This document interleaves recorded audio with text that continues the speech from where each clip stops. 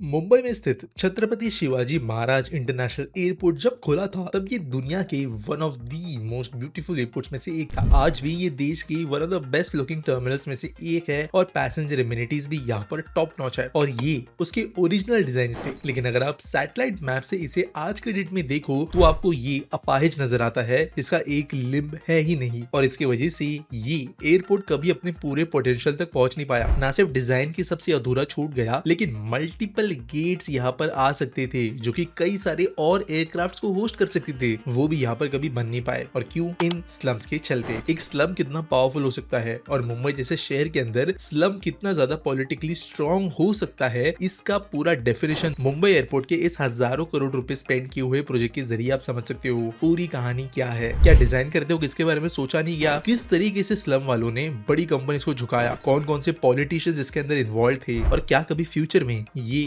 Actual में complete हो पाएगा, सब चीजों के बारे में जानेंगे आज के इस वीडियो में। तो शुरू करते हैं।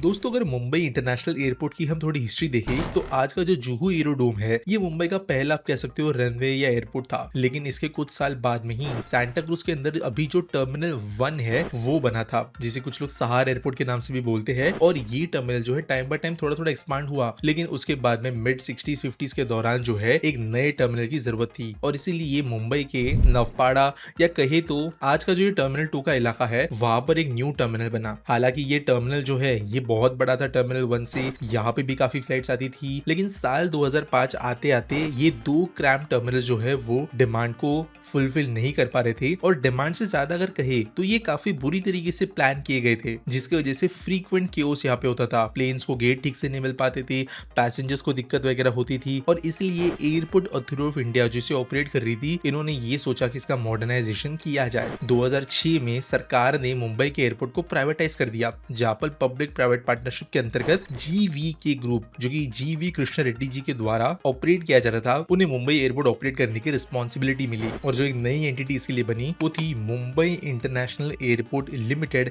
MIAL। हालांकि जीवी के ग्रुप के अंदर बाद में कर्जों के इशू हुए, जीवी के one of the biggest airport operator होने के बावजूद अडानी ग्रुप ने जो है फिर इसको टेक ओवर वगैरह किया, लेकिन ये बात की कहानी है। बैक टू 2005 यहाँ पर जब ये MIAL कंपनी बनी तो इन्होंने डिसाइड किया कि जो टर्मिनल 2 पुराना वाला था उसकी जगह पर एक नया मैसिव वर्ल्ड क्लास टर्मिनल बनेगा जो कि सिंगापुर के चांगी और साउथ कोरिया के इशियों एयरपोर्ट के जैसे बनाया जाएगा। और इसके लिए जो डिजाइन करने का काम मिला वो था स्किडमोर ओविंग्स एंड मेरिल या SOM को, जो कि one of the most significant architectural firms है पूरी दुनिया की। ये वही कंपनी है जिन्होंने बुर्ज खलीफा डिजाइन की है, वही कंपनी है जिन्होंने अमेरिका के कुछ सबसे आइकॉनिक स्काईस्क्रेपर्स डिजाइन किए हैं और इन्हें मुंबई के एयरपोर्ट को डिजाइन करने का कॉन्ट्रैक्ट मिलता है। और ये जो डिजाइन सामने लेकर आते हैं वो कुछ इस प्रकार का था, एक्स शेप का, जहाँ पर 4 आर्म्स होंगे और हर आर्म के अंदर जो है काइंड ऑफ एक बल्ज देखने मिलेगा। अब इस तरीके से क्यों बनाया गया? अगर आप कोई भी बड़ा एयरपोर्ट देखते हो दुनिया भर का तो वहाँ पर एक डिजाइन पैटर्न इस तरीके से होता है, एक लंबी लाइन आपको देखने मिलती है जो कि मेन टर्मिनल होता है और उसके चारों तरफ में गेट्स होते हैं। एक प्लेन जो होता है वो अगर गेट पे पार्क हो रहा है तो एक प्लेन जितनी जगह लेता है उसके हिसाब से जो पूरा का पूरा किसी भी एक बिल्डिंग का पेरीमीटर है वो ज्यादा से ज्यादा होना जरूरी है ताकि ज्यादा गेट्स बन सके और ज्यादा प्लेन्स लगाए जा सके। इसलिए आप दुबई देख लो, आप डैलस एयरपोर्ट देख लो, यहाँ पर लंबी लाइनें आपको देखने मिलेगी। लेकिन मुंबई के अंदर चैलेंज था स्पेस का और ये सिमिलर चैलेंजेस दुनिया में और कुछ जगहों पे भी देखे गए हैं और इसीलिए ऐसी शिप्स बनाई जाती है जो कि जगह तो कम ले लेकिन बिल्डिंग्स का जो टोटल पेरीमीटर है वो काफी ज्यादा हो। और इसलिए छत्रपति शिवाजी महाराज इंटरनेशनल एयरपोर्ट को एक्स शेप में बनाया जाएगा, ये डिसीजन लिया गया ताकि ज्यादा से ज्यादा गेट्स इसमें फिक्स हो। अब इसकी वजह से ये उम्मीद लगाई गई कि 40 मिलियन पैसेंजर्स एनुअली ये हैंडल कर पाएगा। हालांकि ये तो इसके मेन डिजाइन हो गए, लेकिन इसके अलावा जो इस एयरपोर्ट को स्पेशल बनाने वाली चीजें थी वो था बहुत सारा आर्ट, पीकॉक थीम्ड इंटीरियर्स और एक कटिंग एज बैगेज सिस्टम। आज भी मुंबई इंटरनेशनल एयरपोर्ट के अंदर आप जैसे ही एंटर करते हो एक बहुत अच्छी फीलिंग आती है और आपको यहाँ पे सर्विस भी अच्छी मिलती है। लेकिन फिर ये स्लम वाले प्रॉब्लम्स कहाँ से शुरू हुए? देखो, जब सर्वेज हो रहे थे जीवी के और MIL ने जो है ये डिसाइड किया कि जो 270 एकड़ जमीन एयरपोर्ट की है, ध्यान रखना इस शब्द को, एयरपोर्ट की जमीन है, उसको ऑक्यूपाई कर लिया गया था 35,000 स्लम फैमिलीज के द्वारा। ये जो एरियाज थे इनके अंदर आज का क्रांति नगर, कलीना, जरीमरी और कुछ कुर्ला के हिस्से आते थे और इनमें से स्लम्स तो कुछ इतने क्लोज बाय थे जहां से जो टैक्सी भी थी एयरपोर्ट की वो लिटरली यहाँ के छतों से एक्सेस की जा सकती थी। हालांकि 270 एकड़ जो पूरे के पूरे है ये सारे के सारे एयरपोर्ट एक्सपेंशन के लिए जरूरी नहीं थे, लेकिन जो आसपास के क्लोजेस्ट स्लम्स थे रनवे और टैक्सीवे के पास के ये जरूरी थे एयरपोर्ट को बनाने के लिए गए। और अगर पूरा का पूरा एक्स शेप बनना था और रनवेज को एक्सपांड करना था तो स्लम्स को क्लियर करना जरूरी था। ये जीवीके और एमआईएल ने समझा। एमआईएल ने ये डिसाइड किया कि स्लम ड्वेलर्स को प्रॉमिस किया जाएगा कि उनको एसआरए या स्लम रिहैबिलिटेशन अथॉरिटी की स्कीम के अंतर्गत रिहैबिलिटेट किया जाएगा। बेसिकली सरकार की किस तरीके की स्कीम है जहां पर स्लम्स के जगह बजाय मुंबई में जो है लोगों को घर दिए जाते हैं जो उस जमाने में तकरीबन 269 स्क्वायर फीट के होने वाले थे और ये फ्री होते ईच फैमिली के लिए। हालांकि इन घरों की मिनिमम साइजेस अब 350 स्क्वायर फीट तक पहुंच चुकी है, लेकिन ये जो सर्वे हुआ था ये 2007-8 में हुआ था और ये 269 स्क्वायर फीट का ऑफर दिया गया था और जो बाकी एयरपोर्ट है उसके ऊपर काम शुरू हो गया था। लेकिन 2008 से लेकर 2013 के बीच में बहुत ज्यादा प्रोटेस्ट शुरू हुए। आर्ग्यूमेंट ये था स्लम ड्वेलर्स का कि जो जमीन है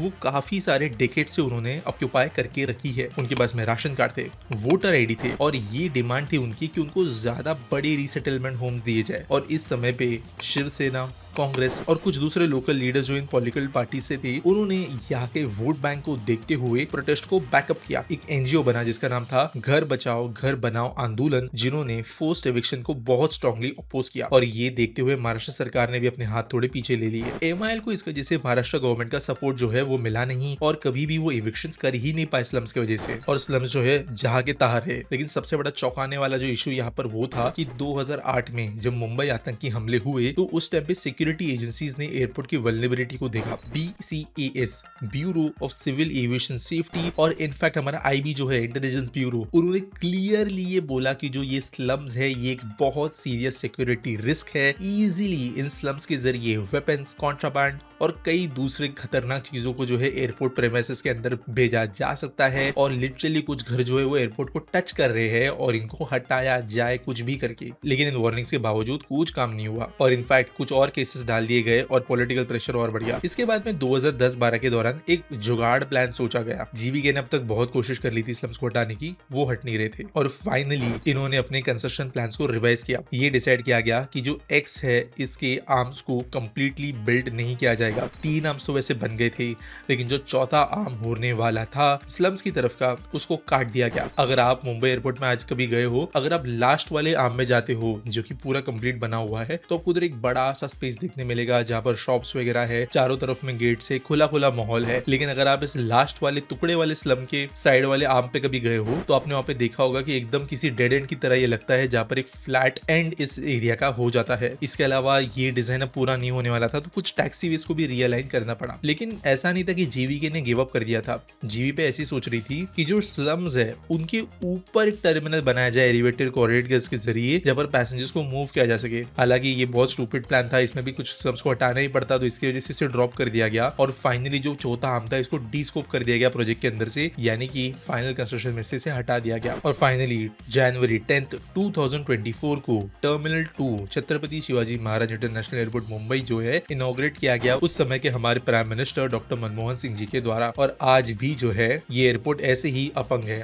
लेकिन क्या अब इसका मतलब ये है कि ये एयरपोर्ट कभी भी कंप्लीट नहीं हो पाएगा? तो देखो यहाँ पर अभी करंट सिनेरियो समझते हैं। अभी हम देखें तो कुछ समय पहले जो गौतम अडानी जी की कंपनी है इन्होंने टेक ओवर कर लिया है जीवी ग्रुप से मुंबई के इंटरनेशनल एयरपोर्ट को। ये चाहते कि इसकी कैपेसिटी बढ़े, नवी मुंबई इंटरनेशनल एयरपोर्ट जो है वो, और करंट जो एयरपोर्ट है मुंबई का ये एज अ वन एयरपोर्ट काम करे, जिसकी वजह से यहाँ पर अभी जो काइंड ऑफ पॉलिटिकल प्रेशर है वो फेवरेबल साइड हो गया है एयरपोर्ट का। लेकिन फिर भी अडानी ग्रुप के द्वारा ऐसी कोई कोशिश देखी नहीं जा रही है इस वाले आर्म को एक्सटेंड करने के लिए। इनफैक्ट जो टर्मिनल 1 है पुराना वाला टर्मिनल सहार वाला, इसको इस साल के एंड तक बंद करके इसे पूरी तरीके से रिवाम्प करके पैसेंजर एमिनिटीज और कैपेसिटी दोनों के हिसाब से एक्सपांड करने का डिसीजन लिया गया है। साथ साथ नवी मुंबई का इंटरनेशनल एयरपोर्ट भी खुलने को है तो वो भी एक जो है यहाँ पर बेनिफिट अडानी ग्रुप को मिलने वाला है। तो यहाँ पर अभी प्रायोरिटी पे ये बिल्कुल भी नहीं है। लेकिन ये क्लियर बात है कि मुंबई जैसे एरियाज में जो है ऐसे प्रोजेक्ट सम्स के जरिए हेवीली चेंज किए जाते हैं। ऐसे कई एग्जांपल्स हैं मुंबई के अंदर। फॉर एग्जांपल जो अभी करेंटली खुला हुआ मुंबई का कोस्टल रोड है, यहाँ पर बांद्रावली सीलिंग से कनेक्ट करने के लिए 2